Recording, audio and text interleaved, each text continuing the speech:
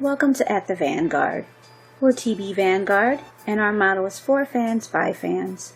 We showcase fans on the front line of the Team Breezy movement. This podcast is an open forum to discuss current topics as they relate to Chris Brown and his fan base.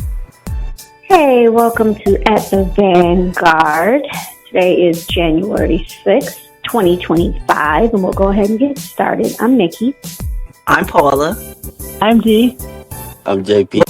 Welcome back, everybody. Happy New Year. Happy New Year, yeah. A lot of things happened last year, even this year. So it's been an eventful 6 days. We're 6 days in. Yep. So one of the first things that happened in the new year, we got announcement of another Diamond song, Look at Me Now. Yeah. Another one. Yep. I was happy about that. Loyal next. Loyal next. Loyal and Forever. I think Loyal and Forever are the next two, if I'm not mistaken. It's so crazy to me that Forever isn't further along, because I mean, I don't know. That was the song. I don't know, but we'll see. I hope it's soon. Now, another thing, R&B Podcast announced that Residuals is the song of 2024. Yeah, I totally agree. Totally agree with that. It was the song of 2024.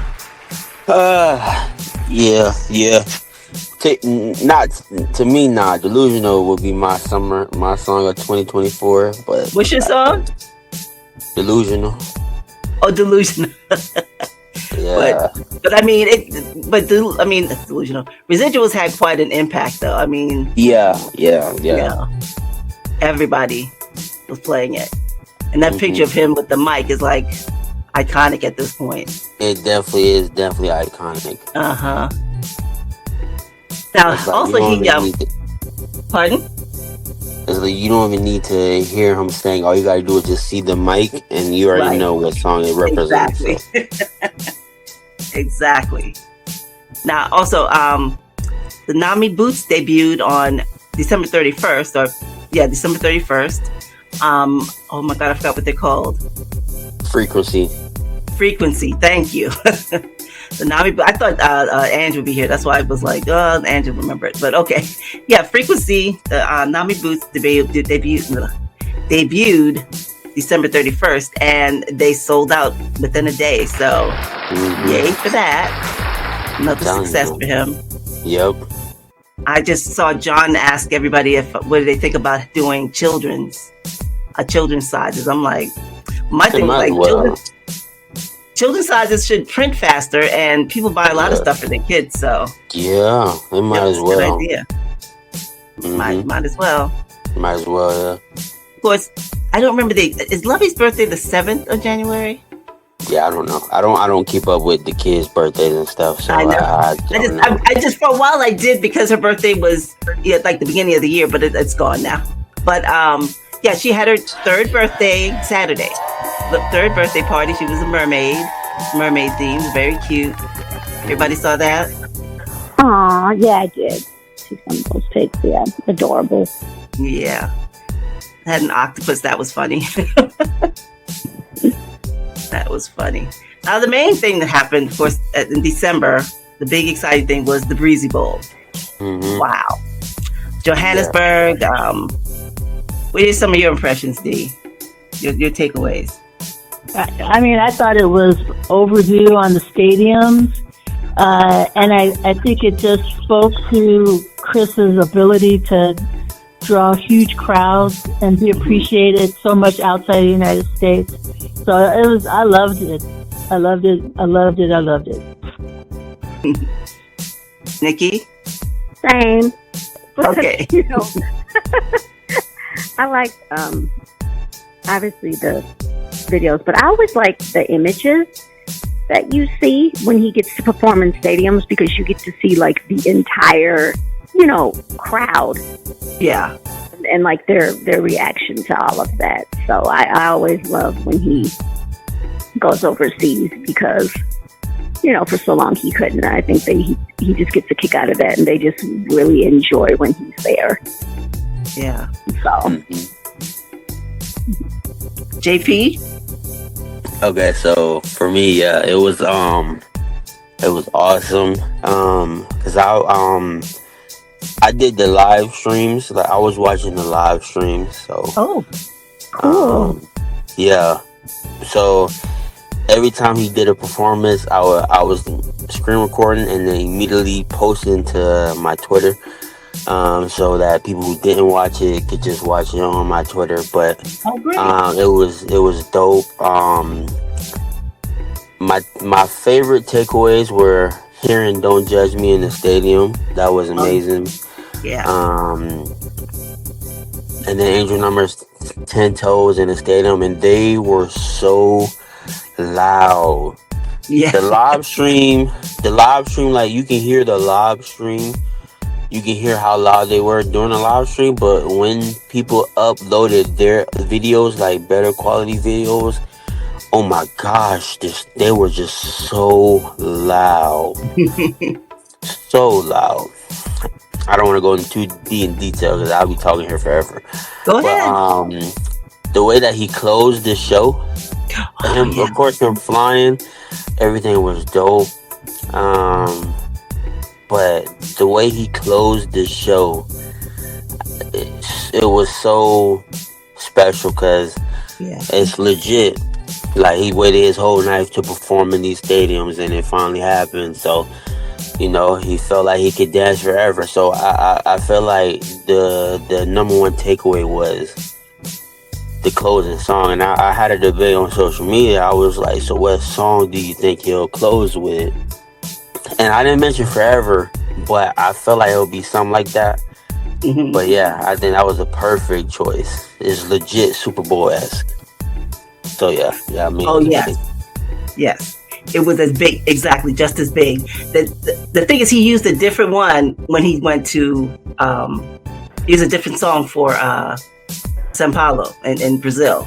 So it's like he really customized each show, which was great. Yeah. So the thing in Johannesburg, that one of the women, I think I have a video of her saying that, how he incorporated their type of music into his own songs. Like he did that with several songs, and they were extremely impressed. He did that with in South Africa. He did that with the Angel Numbers remix. Mm-hmm. He incorporated that in there. He incorporated some type of dance music song and Shooter. Oh yes. Mm-hmm. Yes, and he did the actual dance. It's a tribal dance. They said the name. I should have written it down, but yeah, it was a tribal dance. I didn't even know how to say it when I looked at the words. So yeah. And then he did it with Brazil. Gave him Beautiful People, and then he put some type of funk with it. So it's their style of music, but I don't know what it's called. They called it funk. They said that, but it did. But there's an actual Spanish word for it, but Portuguese word for it. But I just don't know what it is. And they said it that way. And what's his name? The Instagram translated, I think, into funk. Because sometimes they would just put the word funk, but it's their music. And they said it was the highlight for a lot of. They said that's the highlight of the night, that they did Beautiful People and redid it. And then he did their dance too. Whatever, I don't know. I said samba. I don't know if it's samba, but it's whatever the dance is called. He did that too, and they were extremely pleased. But that's the mark of a great performer. When you can, one thing, you get a custom show. You don't get a cookie cutter show, which I've always told people for years. I'm like, no, it's not like a can show, right? Yeah. It's never a can show, and but they were really impressed because that shows respect for that culture when you do that, and not many artists do it. Yeah, he's one of the few. Literally, he's been putting on for Afrobeat since 2011, 2012. Oh, yeah. So he definitely won, accepted completely. Yeah, definitely. And then you go to South. Oh, I'm just gonna say, and then go to South Africa. That's a different style of music too. Yes. So Yeah, some of it he was Nigerian, but when he went to South Africa, he incorporated their music also, their house music. So yeah. Mm-hmm. So it was exciting. Now, one thing in Joburg though, when he left, everybody of course had the withdrawal like we all have after we see him live. But this guy was saying, Johannesburg is gone Hollywood now since Chris Brown was here, because some little guys were saying, oh yeah, we coming to South Africa to perform. They were like, you can fill one of our community centers. You're not going to fill FMB. They were like, we saw Chris Brown flying. We have standards now. So yeah, it was so funny. Now, did you see them post that video of that pastor flying in the church over there? Who? Oh yes, that was so funny. Oh my God, he's preaching and everybody was looking up at him like, oh my God, that was hilarious. Man, I couldn't believe it. Oh man. A minister did that. Oh my God. I wish I knew what he was saying. Because if it was, I don't think it was in English. I think it was, no, it wasn't. I didn't think it was in English. So I don't know what he was saying, but it was really funny to see him up there though. Like, man, that was so funny. I saw some little kids do it. They had like sticks in their hair for the microphone, and and they had little strings on them hanging from the tree. But that was cute. But what that minister did was just a scream, absolute scream. Yeah, it was just hilarious. And then there was another lady. There was another lady who did the one woman show after him. The one that got stuck. I didn't hear she got stuck, but she was just looking crazy stuck. Flying. She tried to recover, but yeah. Man, listen, I was just watching her and I was just dying laughing. That's why Chris had to put that disclaimer out saying that if you can't, it looks easy to do, but it's not. Right. Don't try it if you. Don't try this at home. That was so funny. Now I found it like, of course, it was thrilling to see him fly at the 11/11 show, but this was like, oh my God, they shot him into the air, 100 feet in the air. Like, oh my God, and he's not scared at all. Turns upside down. I'm like, geez, oh my goodness. I was like, that is terrifying to me. He got too much faith in them straps. I'm telling you, and it's just two little hooks on the belt. I'm like, Yeah. That was frightening. Oh my God. That was amazing, thrilling. They can't stop talking about it. Even now, they're still talking about it. But you need that. You need to be fearless like that. Because, I mean, he turned upside down. What I don't understand is why the blood doesn't rush to his head. Like, his face is not red or anything. But there's the breezy magic, I guess. You know. I don't think he don't be... I don't know. I gotta rewatch my tour videos to see how long he was upside down. Yeah. Because I don't think he was upside down long to where it would, like, affect him or anything. Right. I don't know. I said I'd have to be in a diaper, but I mean, there's enough look in the world to get me up there, so that's moot point anyway. So yeah, no way. I'll pass. That high? Nah. I don't even not even not even ours. I mean, ours is high enough, and that was an arena. But that shot into the air like that, no. Stadium, yeah. But one thing I thought was cute in Brazil, they had breezy beer. I just didn't see anybody. I saw a picture of it, but I didn't see anybody drinking it. But I thought it was so funny. They did a beer. Like, oh my God! I see chips and all kinds of other things. Oh, that was real.